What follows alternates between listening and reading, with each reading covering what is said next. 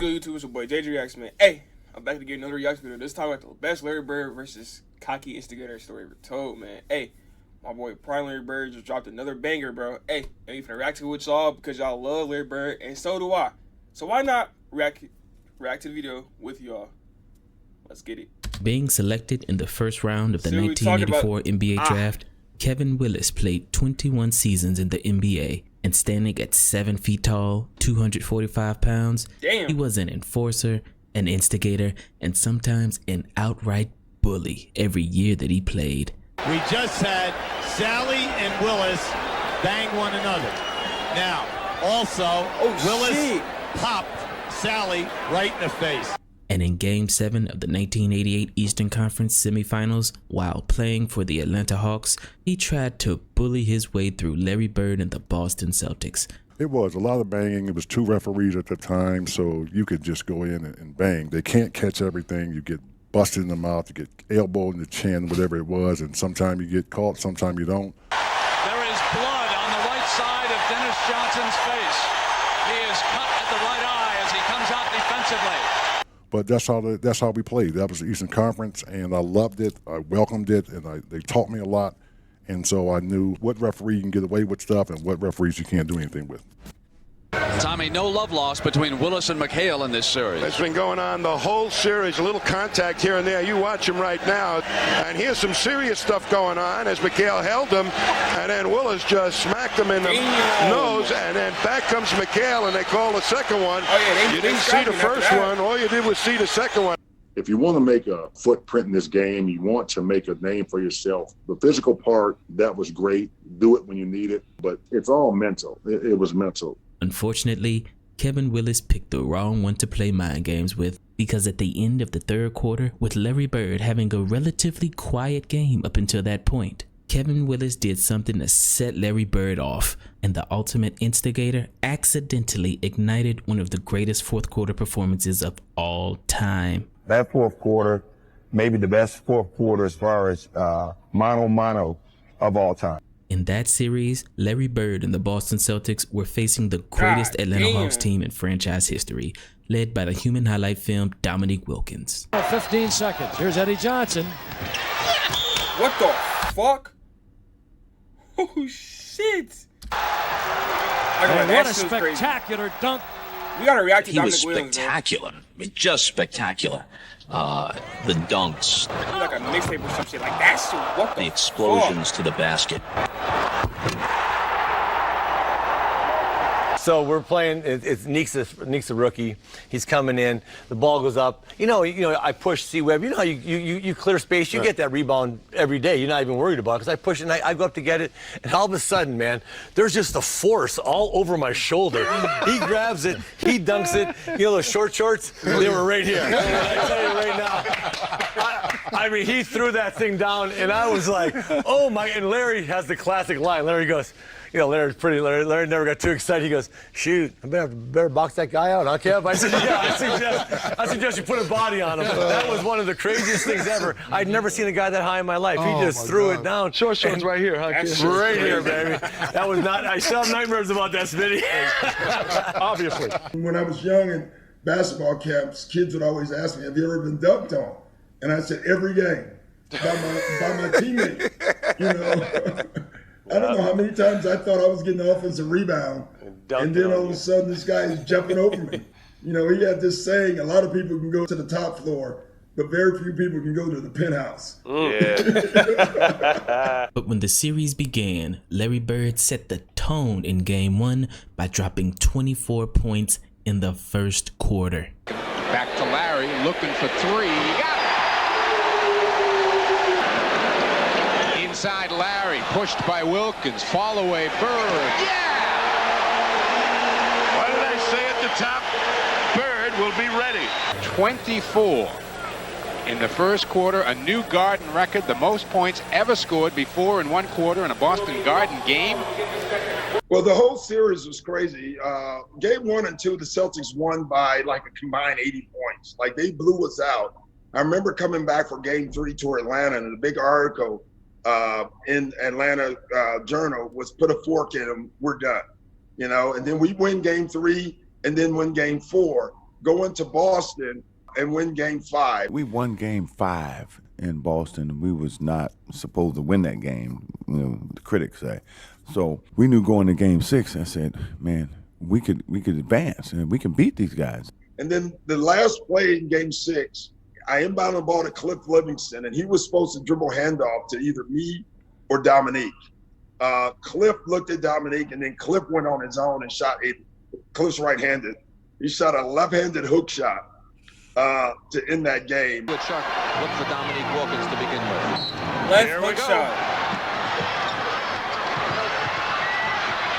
Livingston, no. Boston has won the game.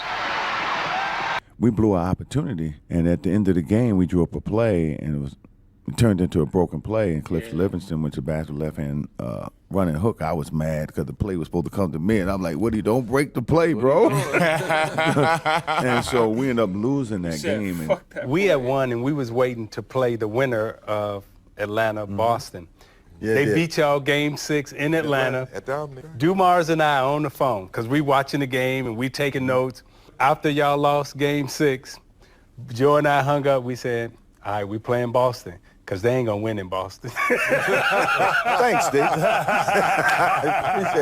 And so I remember landing in Boston, and I remember this old lady at the airport, and I'm not exaggerating. She may have been 80. And she walks up to me, hey, Rivers, you thought you wasn't coming back, didn't you?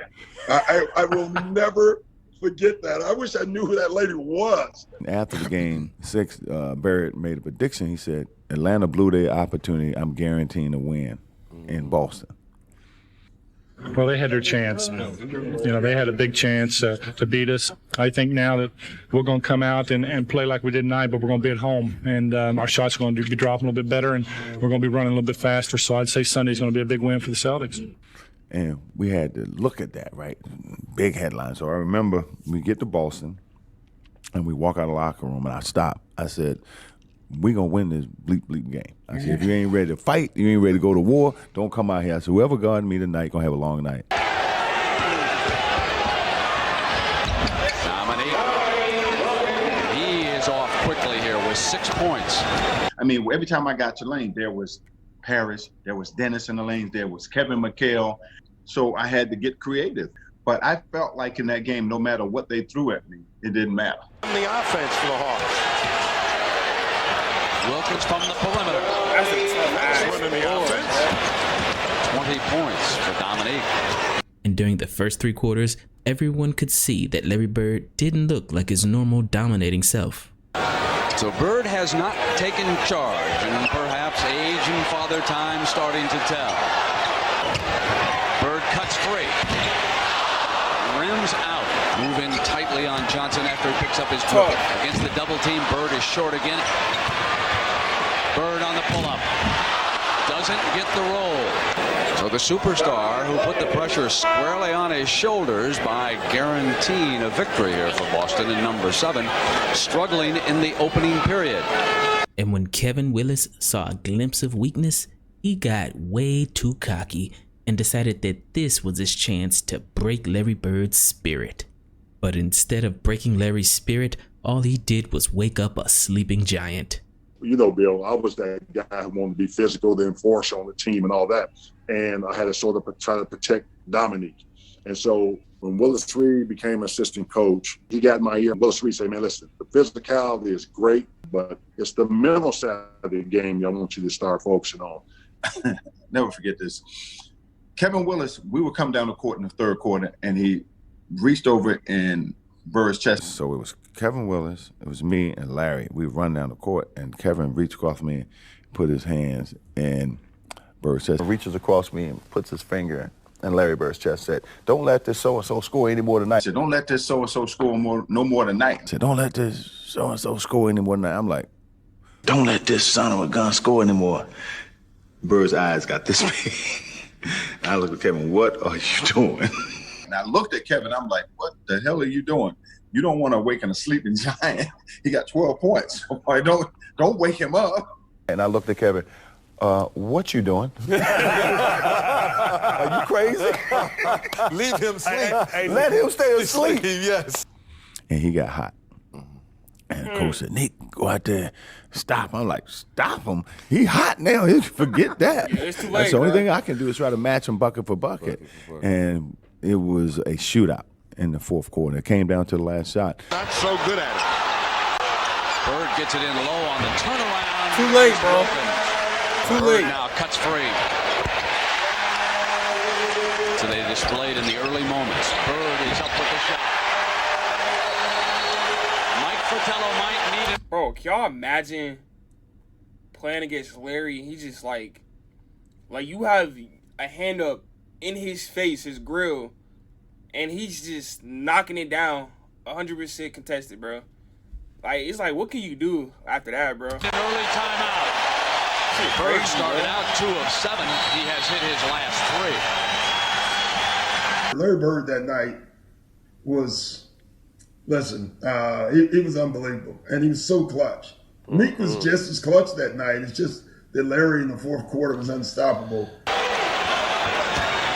cuts free, left hand field goal that puts Mason Jones and the Celtics back on top, 101-99.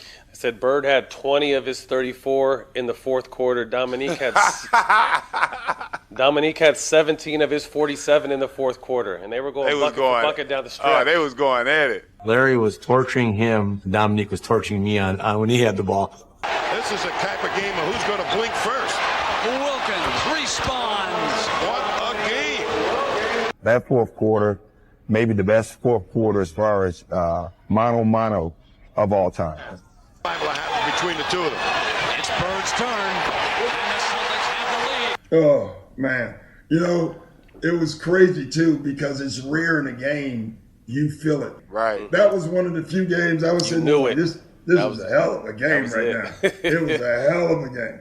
And what's even more impressive is that in those 1988 playoffs, Larry Bird had painful bone spurs in both feet that were so bad that he didn't even play the following season because he had to get surgery on both feet. And though Larry Bird played a few more seasons, this injury essentially ended Larry Bird's dominant career as we knew it, because he was never the same again.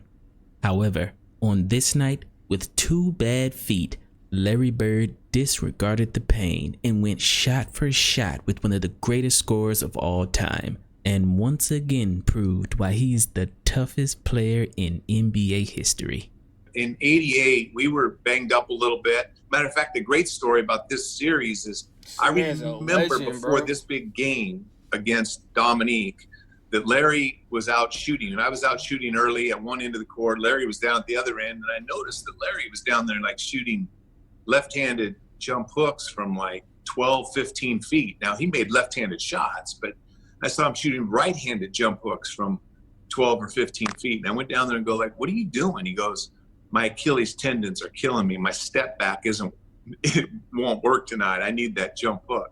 And he made something that game. I mean, it's just unbelievable. That just tells you his confidence and tells you what kind of a player he was, just to have a game plan of what shots he was going to make that night. Bird attempting to break free, stays with it, and the foul is called. The continuation for Larry Bird. Now watch Bird just get the ball and wheel into the defense. That's banged and lets it fly lefty. Hail Mary. Just like he rehearsed it. To watch him just gut it out and just to will his body to even finish that game, let alone score 20 in the fourth quarter of a Game 7 is mind-boggling to me. Man, he was doing a little bit of everything. I don't know really what he was doing in that fourth quarter, but the stuff that he was doing, it was unbelievable, man. I mean, he was throwing left-hand shots, running hooks. His game was at another level. We was trying to match each other's will. And so it was just a game who was going to hit first. Left hook high up the glass. Like, bro, that's crazy, bro.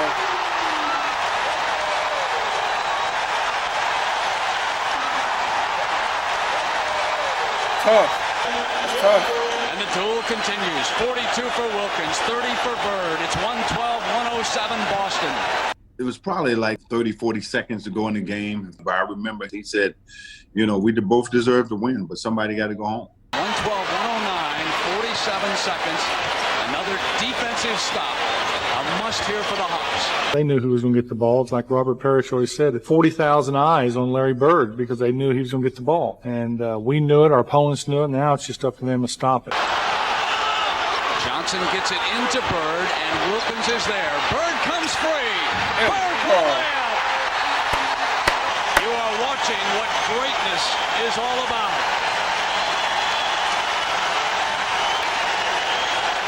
We began the broadcast by telling you about Larry Bird, who, following the Game 6 victory by the Celtics in Atlanta, guaranteed a win in number 7, saying the Hawks blew their chance by losing number 6. Larry Bird started the game slowly, but here in the fourth period, he has shown you why he's a future Hall of Famer. 20 points this quarter. He is 9 of 10 in this period. He has hit his last 6 field goals, and as far as Larry Bird is concerned, it's Detroit, here we come. The miss, and that's it. Boston 118, Atlanta 116. I mean, that was one of the greatest performances I've seen from a guy in those circumstances, because you're talking about 7th game in the playoffs. To carry his team the way he did in that fourth quarter, man, to his credit, man, he took the Celtics and put them on his back, and pretty much that was it. Roommate trivia. What do you call this? Hey, man. Another banger, man. Like I said, Larry Legend. It's Larry Legend.